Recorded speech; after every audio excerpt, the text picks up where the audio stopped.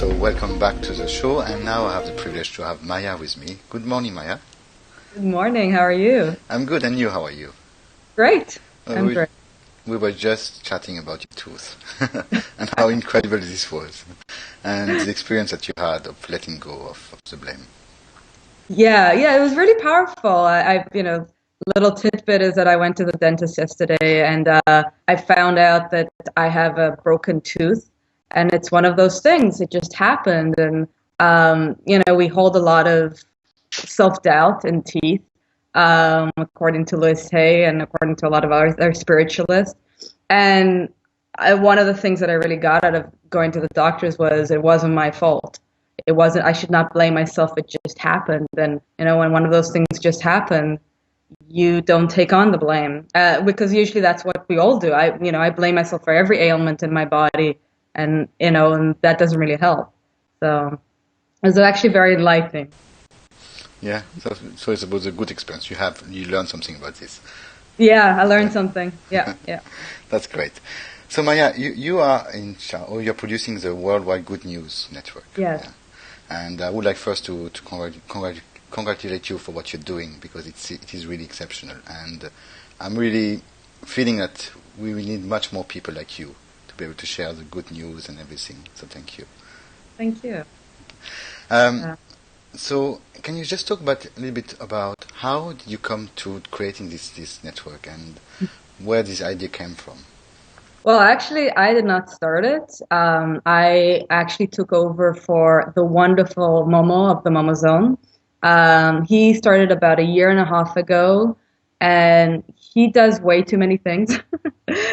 He did not have time to continue pursuing it, and he was also editing everybody's videos, so he was taking on everything, and he needed to let it go. And I stepped in and I said, I'll take it over. And ever since then, it's been my calling. And what happened through that is that I gained a really amazing friend in Momo. Like, we are very, very close friends now.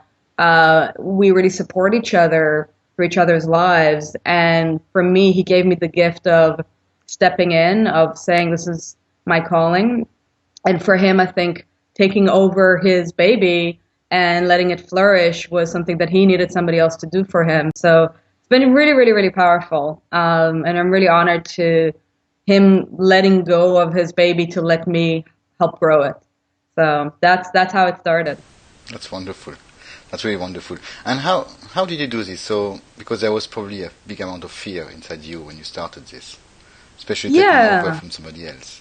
Yeah, I had a lot of fear, especially because what happened was that there were other anchors, and then all of a sudden, nobody was left by me, and it was up to me to actually do something with this. I was given this opportunity, and up until then, all I was doing was actually just vlogging, video logging, just putting myself out there, talking to the camera, and here I was actually starting to look for people to talk to put my fears aside and email people and say, I have this wonderful little channel and I would love to interview you. Um, and really starting to, in the beginning, just looking around my own network, who do I know who I'd love to let other people know about? And then really starting to reach out and say, wow, I heard this amazing person. Let me email him. Maybe they'll say yes, maybe they'll say no. And yes, it's a lot of fear. It's a lot of fear of rejection, a fear of like, who am I to be even asking those people to come on my show? I mean, what does this mean? Am I an interviewer now? So there's a lot of self-doubt, but in the other place, there's really my curiosity to listen to somebody else's personal narrative. And really that's what Worldwide Good News is starting to take shape, is really bringing personal people's narrative that, you know, one of the things that they do is actually bring good news to the world. So, yeah, to answer the original question, yes, a lot of fear. A lot of fear. And if you were like me when I started this radio show, I was very, very sick at the start, really, because there's you are broadcasting and you don't know who is going to watch this, and you don't know if people are going to like it or not, if your voice will be okay and everything. But what did really push you to continue this journey? It was really the way people reacted. and to certainly some of the videos. And also there's something about, and I think I have to thank Momo for this, worldwide good news. Who doesn't want international good news? I mean, it's something that is so needed, and that is what keeps me going. That this is not about me. It's not about me getting a job doing something, because worldwide good news is a labor of love. There's no money coming into it right now, and and even if there's no money coming into it in the future, I know that I'm going to continue doing this because this is something very special and unique. Um, and, really, really continuing to do that is because this is something I'm supposed to do. It's needed in the world. I saw a need in the world, and I'm fulfilling that need. And yeah, every time I have an amazing interview, it just keeps fulfilling and keeps pushing me forward to actually taking this to the next level. Hmm. But you had before you started this, you had this attraction, how can I say, to personal development or to people like this? Oh, always. I mean, always, always, always, always. I've been in the personal development, and I mean, even beyond that, I think I'm a futurist. And by the way my brain is, I'm a right brainer, complete right brainer. My frontal lobe is, how do we make this world a better place? How does the future can unfold to let us be what we're supposed to be? And the back of my head is, how do we work together? How do we work in harmony? Um, so those questions on how to make everything better is something that I was born with, for sure. Uh, got into personal development for about 10 years now, done a lot of courses, read a lot of books, but also coming from where I come in the world, I'm from Israel, wanting to first heal whatever wounds I have within. Okay, so part of working towards my own personal transformation always came from the fact that I'm from Israel, and being from the Middle East, being a Jew, that already is enough baggage to sustain a lifetime of personal transformation and personal development. But as a Jew, we also have this idea in Judaism, which is tikkun. Tikkun is, it's the immediate translation is correction, but the real meaning of it is tikkun olam, is world transformation. And the idea of, even if you saved one soul, you saved the whole universe. So this is something that I wasn't brought up into that, but it's something that's so part of Judaism and engraved in it, that it really is something that I knew always was part of me. And the real question is, how does it manifest in my own personal life, and how do I bring that forward? And when worldwide good news literally appeared in my lap, I knew that was a calling. I knew that I needed to just go and do it. It's amazing that something like this, as big as worldwide good news, just appears from nowhere. Hmm. And suddenly you find that this is so much linked with your passion, with your purpose. Yeah. That's really, really beautiful. So you are talking about being Jew and being from Israel. It's a lot of baggage. Hmm. So can you tell us a bit more about your story then? Because I guess that society, and my part of my history, I can share this after if you want, is really driving our beliefs and some of how we behave and how we are. So can you tell us a bit more about your story? Yes, definitely. No, I come from Israel, born and raised all my life, family of immigrants. So I've been, my family immigrated from Russia and from South Africa into Israel years and years and years ago, before it was even Israel, was Palestine then. And as Jews, we are. Uh, we've always been traveling. We've always been around the world, not finding our own place and being persecuted and all that. That's part of our national narrative, of our nationality, which in Judaism, it's our nationality and our religion come together. This is something you grow up with. It's something that you are breastfed with, and it's something that when you get to an age that you're actually aware, you start questioning. So, what does that mean about me? Who am I? Like, why is this happening? Who am I in this whole conversation? and really to start developing that into your own personal narrative and how does that affect your life and what do you do on every single moment. And I think we all have that. Doesn't matter if what background we are affected by our ancestors. Um, with Judaism, you're affected on on a very very very high level because there's this big history. There's the Holocaust, which unfortunately my family died in the Holocaust, and how as a 21st century woman, as a teen during the last century, how do I react to that? How do I actually work with that? So yeah, it's a very interesting thing to deal with, and I needed to do a lot of healing to understand that I'm not my history narrative. I'm not whatever pathological things I've been bringing down my DNA. I can live and acknowledge it without having to drag it with me.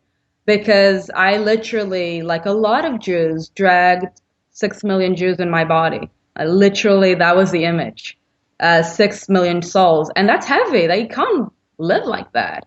And unfortunately, I know that a lot of my friends and my family carry those wounds as well, because we're all part of this big human experience, the past, the present, and the future. And if we don't actually acknowledge the parts that are shadow parts and let them shine instead of being shadow, or let them be shadow, we can't continue because we're just dragging that luggage without actually even knowing what we're doing.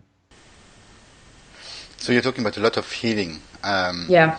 But what is not funny, it's not right word, but what is really strange here is a healing of where you come from, of your own history, and it's like it is impacting you so much that you needed really to dissociate yourself a little bit with this and letting go of this identity at some stage.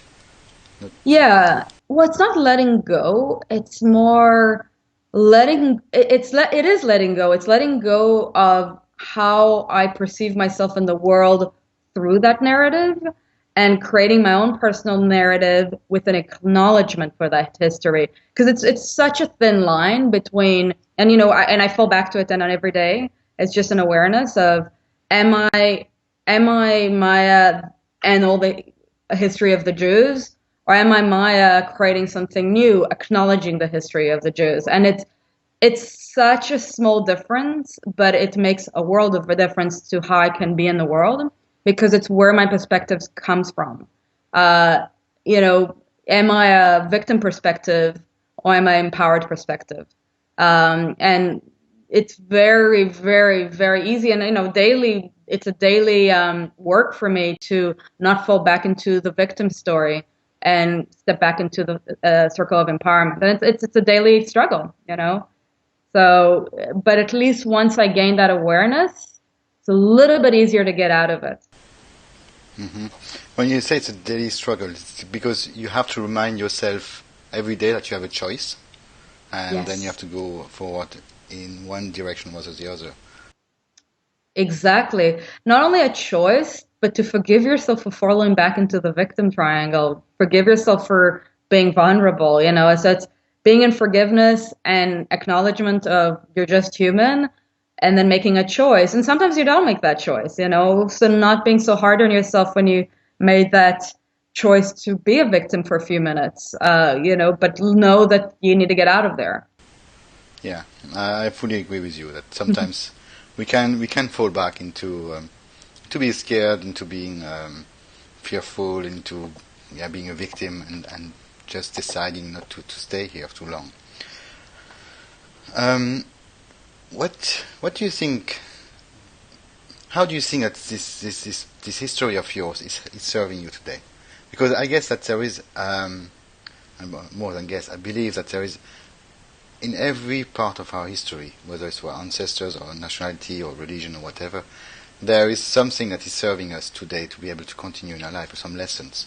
Because my part of the world where I come from is at the border with Germany, France-Germany, which was a war zone for centuries. So the Second World War was very, very present here for me too. And that's why I made these decisions of working in European commissions and this kind of work, because I wanted Europe to be united and at peace. But in your case, how did this really drive you to make a difference in the world? Yeah, it definitely drove me. I mean, as one of the things that the lessons of the Holocaust in Israel, it's the sentence that is never again. And the danger of never again sometimes is that unless you really acknowledge what happened and teach people and educate people with love and positivity, or just educate them to get into a dialogue. I mean, sometimes love will come later, but getting to a dialogue, not put down your differences. It's a different thing. It's actually sit down and talk to your enemy, acknowledge who they are as a human, is something that is so needed in the world. Communication is something that, through the lack of communication in the Middle East, I've learned communication. How do you communicate from a heart-based place? How do you actually understand or try to understand somebody else's personal narrative? How do you understand that each person's triggers, pains are their own and not yours? Which is a very difficult thing to learn, but I think that is one of the things that I got from there is that if I want to make a different future for myself, for my people, for the world, it's up to me. And I need to learn from what happened then and learn from the mistakes, but not judge anybody from the because that's what they knew how to do with their tools, and it was awful. But we're living in a different world, so how do I learn from what they did, not to let that happen again? So it has definitely affected me. Hmm. So would you say that it is really this contrast of how people are living over there, how people were living when you were young, that Yeah. is helping you now to see, add a new perspective to the world, and therefore you're carrying this mission. Yeah, yeah. And really, I mean, Israel's changing as we speak. There's a lot of actual very, very peaceful demonstrations in the country, and finally people are awakening. But really, it gave me what was happening in my country. It's such a turmoil to even live in Israel. Every day is different, and yes, I definitely acknowledge it. My friends in the West Bank and Gaza have it harder than a lot of Israelis, but Israel still has a very difficult daily routine, daily existence that is very different for the rest of the world. Um, and it really teaches you very different ways of looking at life. And only when you step out of the Middle East, and it probably happened to you stepping out from your own area, you understood that there are other ways of living. And then you start seeing the different perspectives and how you can actually make your home a better place. And for me, Worldwide Good News is part of it. I mean, maybe I'm not working all the time with Israelis and people from the Middle East, which I sometimes do and I sometimes don't. But every time I have another conversation, I feel that I'm also doing work for back home. That's beautiful. That's really beautiful. And sorry. Um, so all this journey that you have done, why did you then choose to go to America and to be there and from this place to decide to choose to be your higher self, to really to be here and shining and go over what I would say most people are doing, so staying into a very, very safe place because what you're doing is very, very Yeah. exposed. So how do you do this? Why did you do this also? Well, the how I got to San Francisco is a classic love story. I met a boy and 10 years ago, and we fell in love. And he was American, and I was living in Canada, and he wanted me here, and so I'm here. But when I got here, I was like, well, it's not just about him because it's never just about a guy, a man, a woman. There's some bigger reason why I'm here. And I started really going inside and developing. Well, I love developing ideas and theories, and I call it mythologies almost. I like developing we all develop our own mythology. And lately, I've been really trying to understand my true purpose in life and who am I in the world, and really who I am. I'm a bridge, and what I really do as that bridge is I help people with overcome, bridge the fears of the past with the promise of the future. And the interesting thing is, I live in San Francisco, and actually, I can send you an image. I created an image of a bridge, the Golden Gate, connecting between the cityscape of San Francisco and the cityscape of Jerusalem. Because every time I would go back and forth, and I do it at least once a year, I'm back in Israel, the first thing I acknowledge is there's a different light in these two places. In San Francisco, it's completely a white light. It's completely clear here. The sky is so blue. And for a city, we're not out in the country. For a city, the sky is the bluest of blues. When you're back in the Middle East, the sky is kind of almost yellowish. The light is golden antiquity, very heavy. The air is heavy. It's very humid and deserty. And I started noticing the different two lights. And I understood that I need to be in between those two lights, between the promise of the future, which is definitely San Francisco, the Bay Area is the future. I mean, the way people live here, they live in the future. That's why a lot of American states and cities don't understand San Francisco, because we're not even in the same wavelength to be a little bit new agey. And Israel is, again, this very, very different, very antiquity, old guard. So I got that this is who I am. I'm that bridge. So you got that bridge, yeah. But also, what you said here is, okay, you met your fiancé, your boyfriend, and you came to San Francisco, but you realized after that this was not a mistake. It was something that you were supposed to be there for a reason. And the city itself also gives you this inspiration of a bridge, and I think that's a big lesson, and I would like you to talk about this.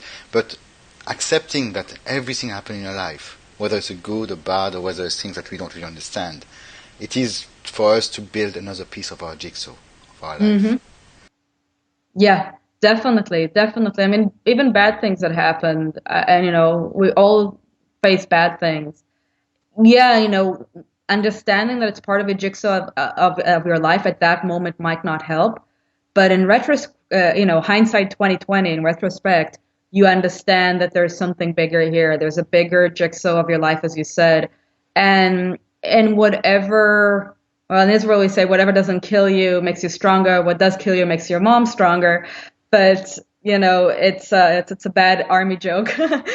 But that's exactly that idea, that maybe there wasn't a reason for the bad thing that happened, but it happened, and your way of choosing to react to it and choosing to build your life from that moment afterwards is part of your growth. And for me, moving to America the first time was traumatic. It was hard. I left everything to be with this guy, and I didn't know how it's going to be, and it turned out to be the best thing that ever happened. It was very hard in the beginning. Kid you not, it was 2-3 years. It wasn't working very well, and finally it started moving. And in the last 2 years, I've been really, really working towards what I'm supposed to do in the world. Because before that, I was just working 9 to 9. So yeah, it is definitely, what's your jigsaw of your life? What's your purpose and your map of your life, and looking at those lessons, and they're not hurdles. They're just another milestone in your life story.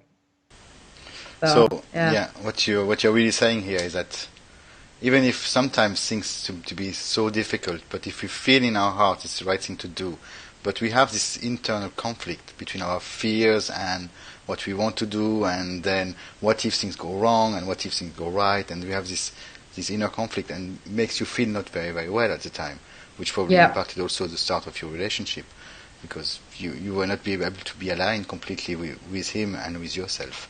And it is at some stage just to accept that this is a situation, something great will come. Oh, you have some traffic. And, and that we need to go over this. We have to follow what our heart says, and there is something bigger always when we do this, we take the action. Yeah, and it's, I couldn't even imagine, when I moved here almost 8 years ago, that I would be sitting here today having this conversation. I mean, I wasn't a complete different person, but the way my perspective was very, very different. I definitely came much more from a victim perspective than an empowerment perspective, which I do this day. And now I also have the wonderful knowledge of the difference between a stop sign and a hurdle. And I can even feel it in my body When there's a stop sign, I know, okay, I got to take a right or a left. When there's a hurdle, it sometimes feels uncomfortable, but okay, I got to get over this. And that is such a great, if that's the only lesson I got from the last 8 years, that is wonderful. Because it actually shows me how to move forward. And, really being aware of the signs in the world. That's very interesting because that was one of my questions that just will come after. What were you one of the biggest lessons of your life? And you just said this, but it is true also that we are so conditioned when there is a hurdle to say, "Oh, I can't go over this. It is too difficult." And you're right; it is not a stop sign here. It is just a hurdle, and we have several choices. We can go right, left. We can go over, under, and it is just for us to move over our fears and to go over this, because our life lessons will be useful at this moment, and we will build more strength also. Yeah, yeah. And again, when the universe says a definite no, it will scream it out at you. I mean, my biggest awakening was about over a year ago when I left my job, and I couldn't have been getting more screaming signs from the universe. It was just throwing everything it had at me. My health was bad, the money wasn't coming in, the projects wasn't coming in, like everything stopped. And I was like, okay, maybe I should just say no. And I did. And it was very scary. Luckily, I had a husband that supported me in this. Now I'm doing some part-time work to, one of the greatest things and most important things for everybody to know when you're on your route for your purpose, get some job that at least aligns with your purpose. Doesn't have to be your true purpose, to just get off the stress of money. Very important. Nobody talks about it. It's okay. There's nothing wrong about taking a side job or projects that are close enough, even if they're not your dream job. Just to make that, otherwise if you're worried and you're going back to the victim triangle, you're not going to be able to push forward and actually make any progress towards your goals. Mm-hmm. So thank you for the advice. I didn't take your advice before, but so I'm still going into my own route and going 100% into this. But I think you're right. You're right. It is important to not bring more stress into our dream, and it's very, very important to be able to do this. So from your network, our good network, what were the biggest wisdom that you get from the people? What did you get out of this? Well, what I just said a few seconds ago, that's from Aaron Ross, Unique Genius. He's a genius. I love him. I'm actually taking his wonderful course right now, the Unique Genius Superhero program. So definitely that from everybody I get something. It's every person I get something else. And even if it's just even if, you and I are on Skype, but there's a presence when you talk to somebody on the level that we talk. So it's being with another soul, another intelligent being next to you, and where none of us have a real agenda. There's no agenda in Worldwide Good News besides bringing good news. There's no, we're going to take over the world. There's no, we're going to make loads of money. There's just, I want to tell you that there is better news out there, and here's one person who can tell you about that. And then I meet the other one. So each one gives me something else, and if I start thinking back about everything, it's overwhelming. I got so much. One of my biggest, I think our biggest video 2 months ago, we had the honor of being invited to TEDx San Francisco as press, and we're allowed to cover not the TED Talks themselves, but the people on the street conversations, and I got to speak to some of the speakers, which is such a great honor to be on TED.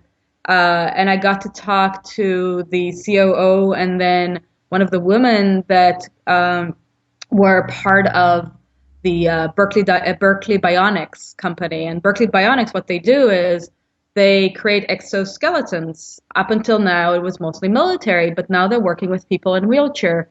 And one of the most amazing things we saw that day on TED was a woman beautiful woman, came out on a wheelchair, talked about her accident. And about 20 minutes later, after the CEO talked about Berkeley Bionics, she walked on stage and basically performed a miracle. And that is something that's the good news is that yes, people are working out there to create miracles on a daily basis. Not everybody is going to get people off the wheelchair and make them walk. That is very definitely exceptional, but each person that I've talked to has a version of that miracle in their story. And you, Bertrand, as well, you have a version of that miracle. You were not happy over a year ago. Something wasn't working and you created your own transform. You basically got up and walked and really, really shined. So each person gives me that version of themselves. That's beautiful, yeah, really. Um, but you did also the big jump of leaving your job. Okay, you said that the universe was shouting, not shouting, but was really shouting at you to say you have to go now. But still, you had still had a choice. You could have stayed in your job and stay miserable, or just decide to do something that would be helping people. Yeah. How was this decision point? Because I'm asking this question because a lot of people listening to the show now will probably have the same feeling that you had, and are probably waiting either that something crashes or are waiting, I don't know how long, and stay in this job. But I feel and I believe that when we take this decision to go over, to reach out, to come out and really do what we really love, our life changed completely. So how did your life change? Oh, it definitely changed completely. And how do you feel now? How really your feelings and everything, how you live your The life? interesting thing is that, the market crashed yesterday and both my husband and I were like, okay, it's going to come up, whatever. He just got a new job, really big job, moving from another job. So he's being our money maker and supporter through that. But all of a sudden I'm getting jobs and projects and people want to work with me. It took a year to really get there. In the beginning, I was like, well, if it's not my life purpose making money, I'm a failure. So I let go of that. Um, I'm really feeling great these days. I'm really feeling that I'm really stepping into my own power. I'm attracting the projects I want to work on. I'm attracting something very, very big that I'm also letting go of it being perfect in the beginning. It needs to grow.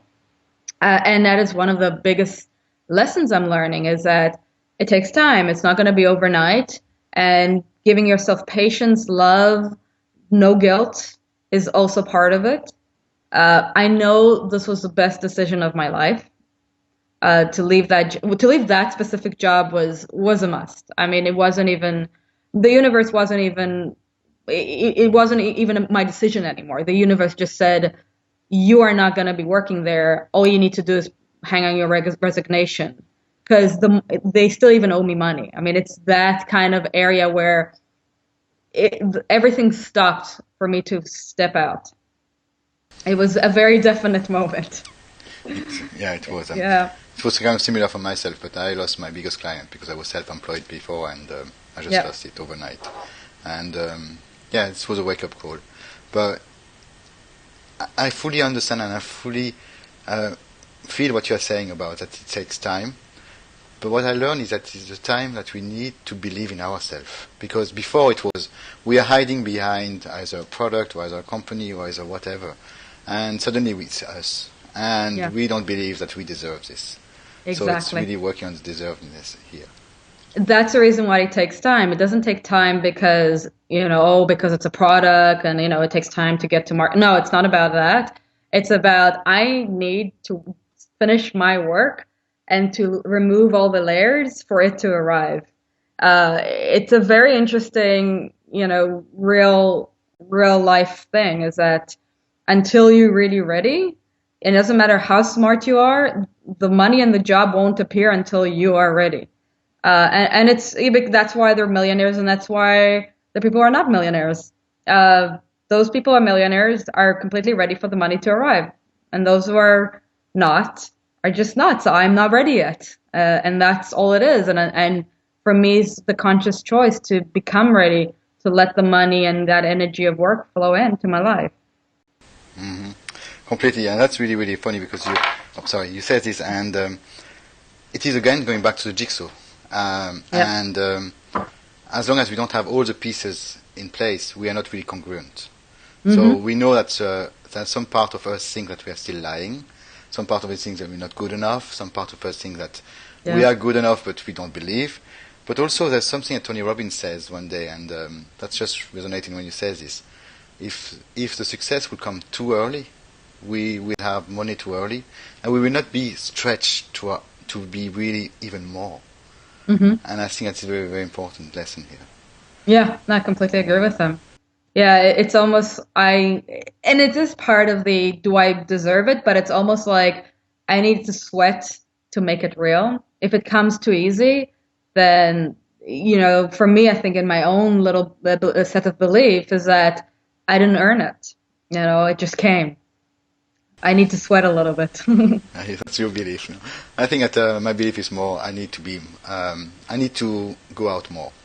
I need really Hmm. to express more who I am, and because I'm a very shy person originally, and doing this, what I'm doing now is completely something out of my comfort zone, completely.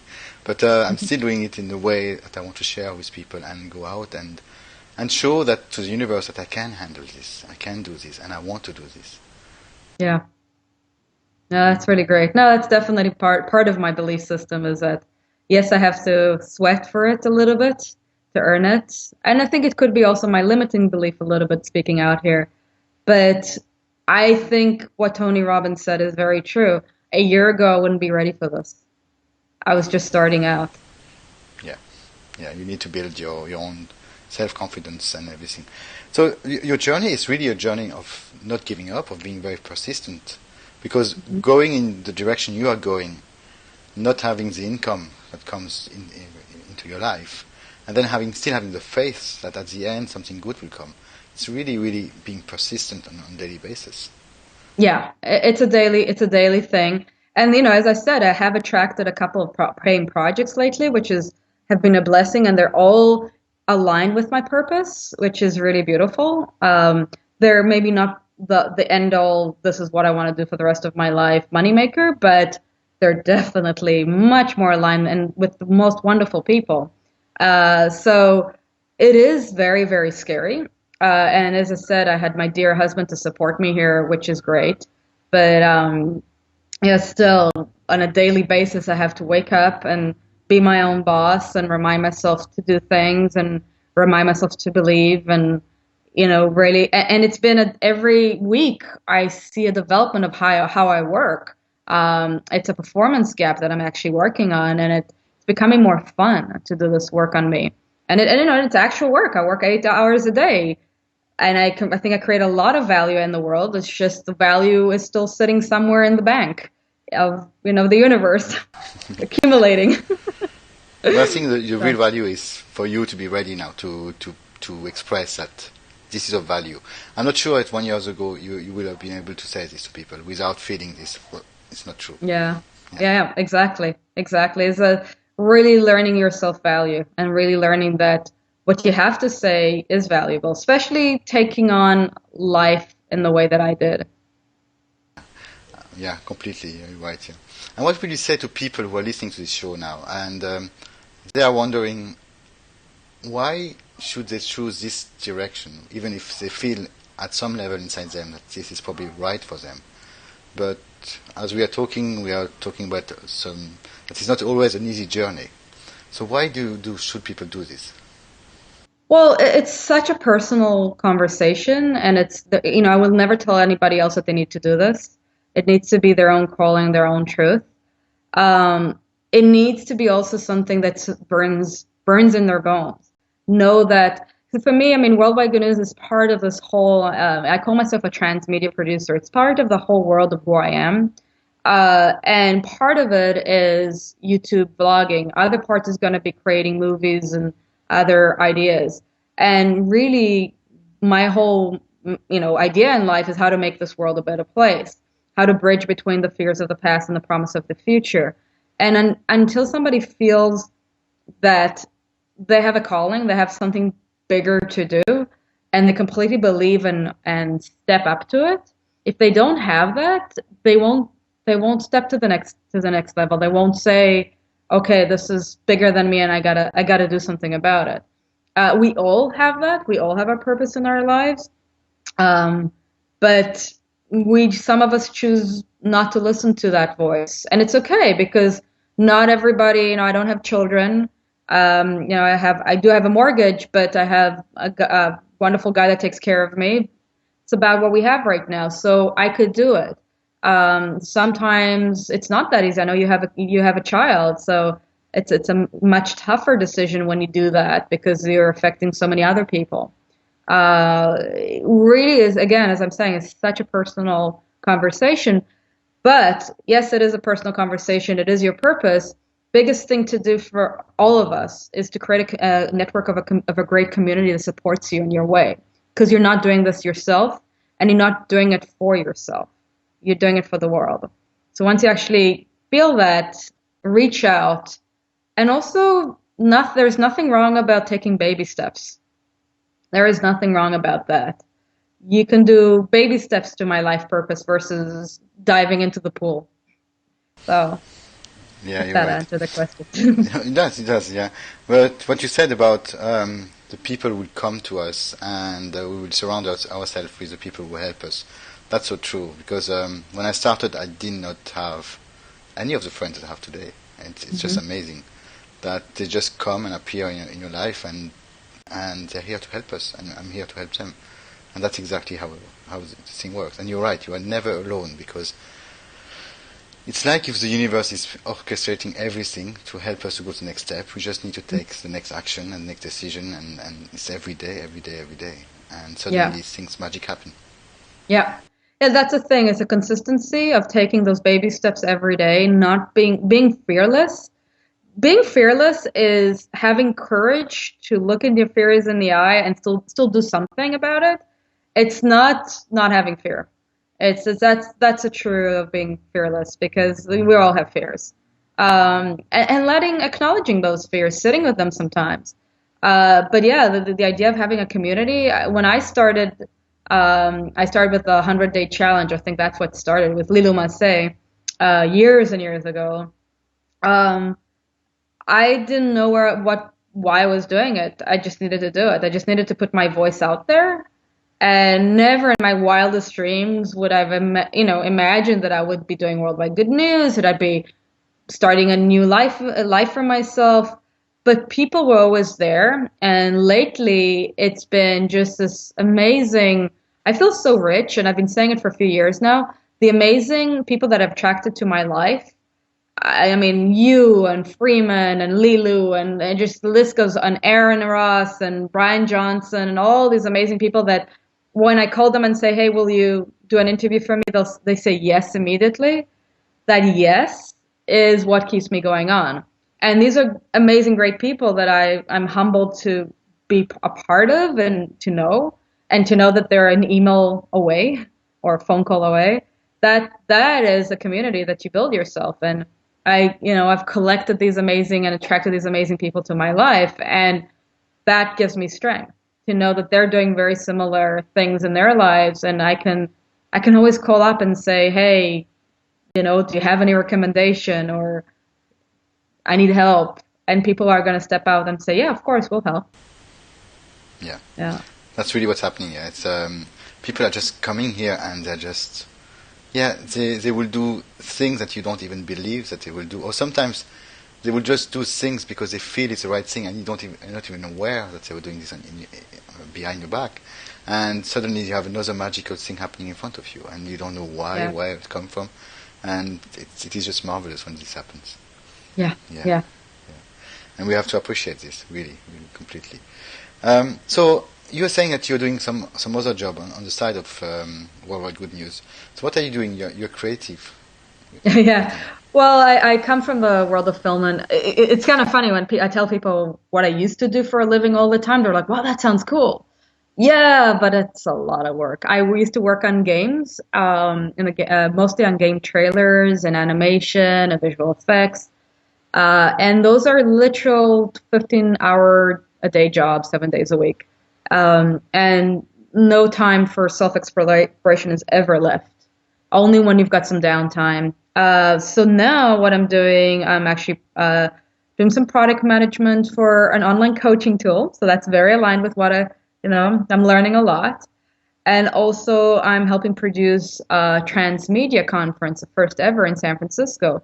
And that's, so I'm trying to merge these two worlds that I love. The world of transmedia, media convergence, this new, like new edge of what's happening in San Francisco with technology and communication and communities and all that wonderful stuff, and the world of visual effects and animation that I come from, with the world of personal transformation. So that's really my goal in life, is how do I gamify personal transformation? Because there's a wonderful book by a wonderful woman that I'm really hoping I'm going to meet through this conference, called Jane McGonigal, and she wrote a book called Reality is Broken: How Games Can Make Us Better. And I think that if we can actually put fun and games and quests into a lot of things we do in life, and that's how I actually a lot of times try and attack a day, is like, what are my quests today, and how am I master of my game? It's really, really helpful. It really gets us engaged.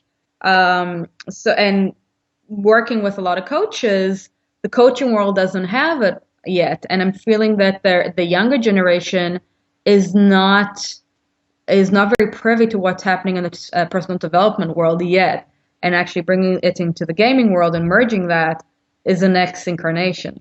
So that's really, I'm priming myself to learn both worlds as much as I can, because again, I'm going to bridge them.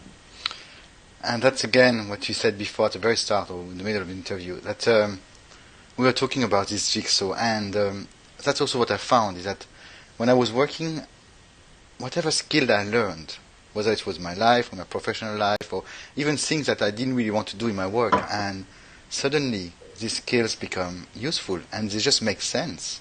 But it didn't make sense at the time. So what you are saying here is that what you learned before in your previous job, plus what you have learned in making Worldwide Good News, plus now what you have learned with your passion, which is personal development and transformation, you are putting everything together to create something unique, another way of reaching the world. Yeah, exactly. And I think working in film, animation, gaming for so long, I have a unique view. I call it the orchestral view, that a lot of people don't have. And for years I was like, oh, I don't have an MBA, I don't know business and blah, blah, blah. I was self-doubting myself. And then I found out that a lot of people can't see the way I see. I have this unique way of viewing, and I have, I don't know, the wits, the idea, the whatever you can call it, to actually merge that world with the business world in a very different way. And transmedia, the word transmedia, completely attracted me, because it is controlling exactly that jigsaw, that story world where every little piece connects. That is transmedia. Transmedia is a media word, but it's the idea of taking different parts of the media of a story. Like, if my story is a transmedia story, so I have Worldwide Good News, I have my own vlog, I have all my work in animation, I have, if I'll write a book, it'll be also part of it. And if I have, now I have my website, mayazuckerman.com, you can actually start seeing pieces of that world being created. And yeah, there's not a lot of, it's a very new thing. As I said, I have the honor of helping produce the first ever conference here in San Francisco, the first San Francisco Transmedia Conference, because there have been a few others in the world. But yeah, it's amazing and remarkable what's happening in this field. That's wonderful, because the world is getting more and more multimedia, and that's what we need, in fact, is to be able to reach people in different ways, and that's a gift that you're offering. So with your Worldwide Good News Network and this and everything, it's really a gift to the world. That's amazing. Yeah. Our time is up nearly. So, what are your biggest dreams for you? My biggest dreams. Biggest dream is to do what I'm doing today and to get the value of money for it, that I can continue doing it on a very, very large scale and reaching as many people as I can, helping them transform their lives, live fun lives, and bringing that message through media, through movies, through engaging games that will teach them in a wax on, wax off kind of way, to really help them be in action, Because I love so many things and I want the world to be so good in so many ways, but I understand that the only way to make a change is through media, because people hear you and then they if you can become a role model or help other role models reach as many people as they can to make that change, that will be my gift to the world and my dream. So I think that it's really the reaching out as many people as possible, but also what you said, and I'm going to paraphrase this, it's to allow people to experience Yes. something in a different way. And that's beautiful, because experiencing is when you learn. It's the only time really you learn. Okay, Exactly. wonderful. So I Exactly. will put your website and your contact details on my blog and everywhere that this video and this radio show will be disseminated. And Great. I thank you so much for your time and Thank for you. everything you're doing in the world, because I just hope that one day WGNN will be bigger than CNN. That would be really good to see. Oh, that would be awesome. I would love that. And we can co-host some shows together. It would be lovely. That would be lovely. Yeah. Thank you very much. Thank you, Bertrand. Have a great day. Bye-bye.